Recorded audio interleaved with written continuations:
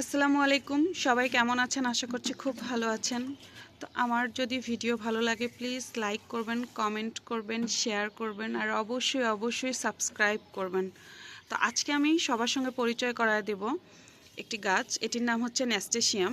এটার পাতা ফুল সবই খাওয়া যায় এটা সালাদ করে।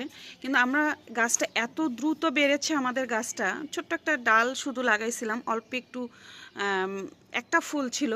কিন্তু মাশাআল্লাহ আমি ঢাকায় গিয়েছিলাম দুই দিন পরেই এসে দেখি, 3 দিনের দিন আজকে ছাদে এসেছি, এসেই দেখি এত ফুল পাতা, মাশাআল্লাহ দেখতে এত সুন্দর লাগতেছে। আসলে কালারটা, এই ফুলটা দেখে কালারটা এক্স্যাক্ট হবে কি কমলা কালার। আমার এখানে কেমন ক্যামেরায় কিছু বেশি টকটকে দেখা যাচ্ছে, কিন্তু এটা একদম কমলা, আলাদা রকমের একটা কমলা।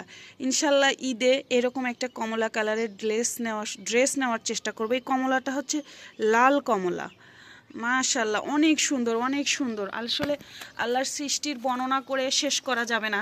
ছোট্ট একটা গাছের মধ্যেই এত সুন্দর সৃষ্টি, কিন্তু আমরা তার সৃষ্টিকে অবহেলা করি। মাশাল্লাহ আমার এত সুন্দর লাগতেছে গাছটা, বাস্তবে দেখতেই দেখার সঙ্গে মন ভরে গেছে।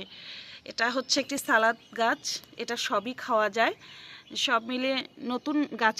এই গাছটা এর আগে আমাদের বাগানে ছিল না, আমরা নতুন এবার লাগিয়েছি। মাশাল্লাহ মাশাল্লাহ খুবই সুন্দর হয়েছে।